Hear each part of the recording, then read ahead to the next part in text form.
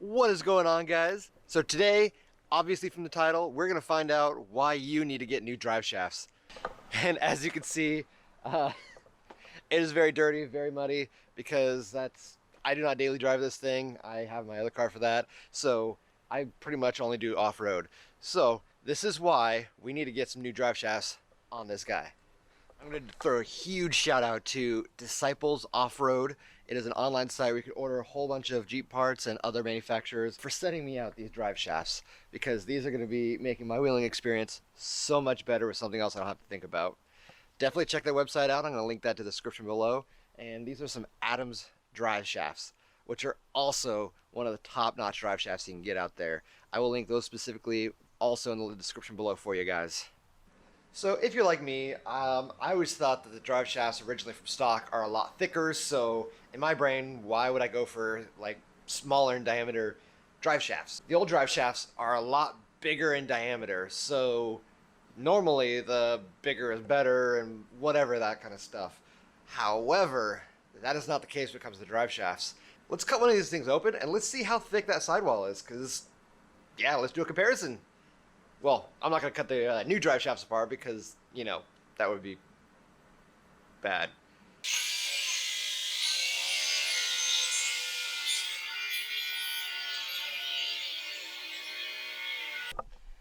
Apparently this drive shaft was full of water. Well, that's good to know. Alright, well, good thing I'm upgrading them.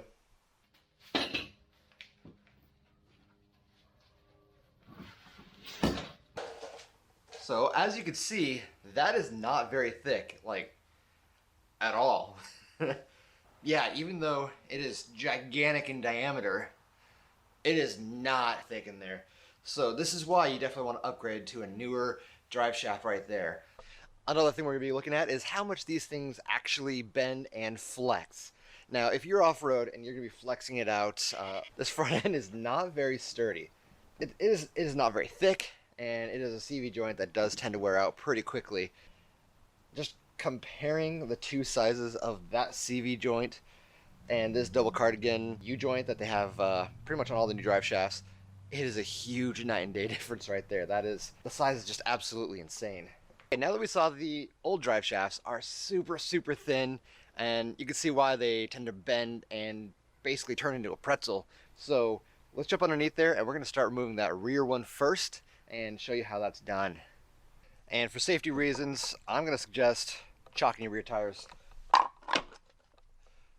just in case you don't want this thing to start rolling on you while you're underneath there, because that is going to be a bad day.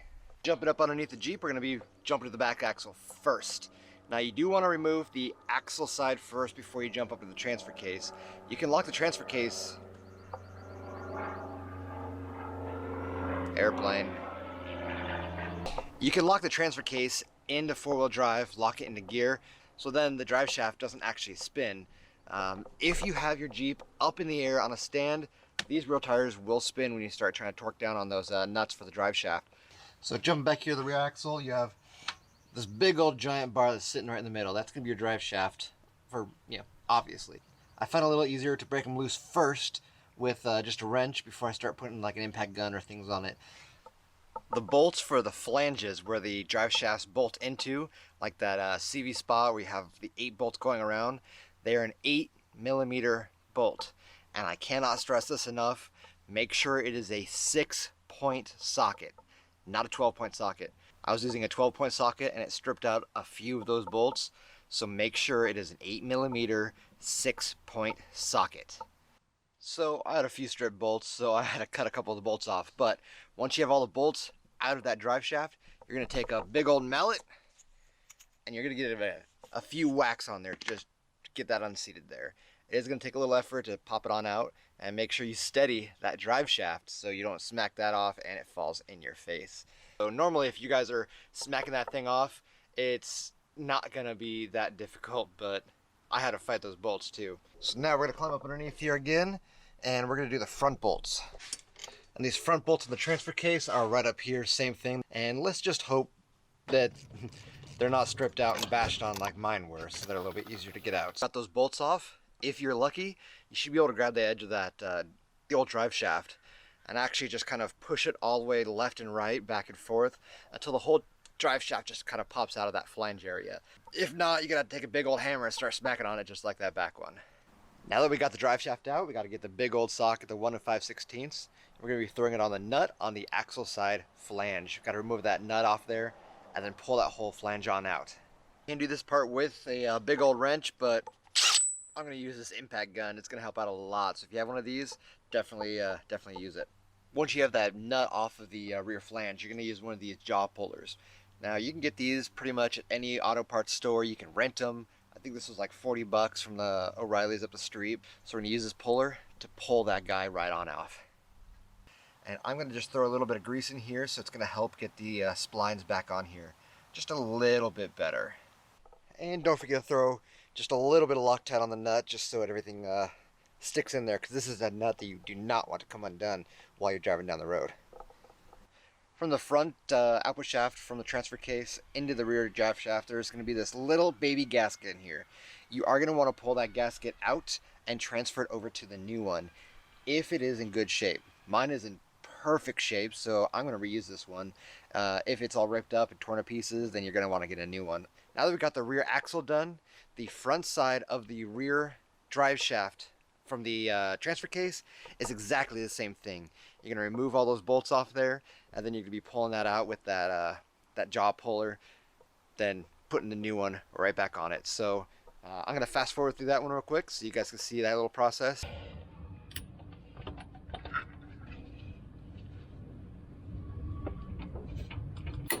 Now the fun part, putting these new drive shafts up underneath the Jeep. We're going to start with the transfer case side. It's a little bit easier to put that up there and then kind of work with the rear end there.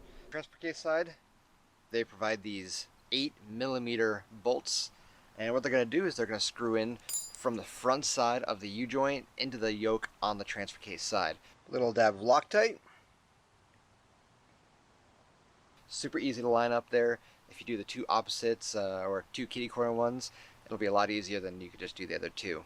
So thread these guys in and tighten them down. For the axle side, we have these U-bolts. What they're going to do is they're going to go around those little caps on the U-joints, and they're just going to thread in on the back side. Pretty easy, pretty self-explanatory.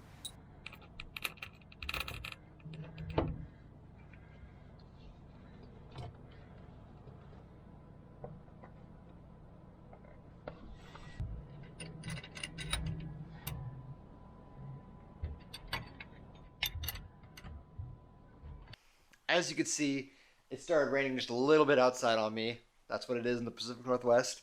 Rolled the Jeep in, and we're going to jump on that front drive shaft and finish up this install.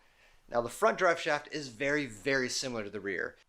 With the front drive shaft axle flange, you got to pull off the 4 bolts that are holding it in place. It's going to be a 15mm socket.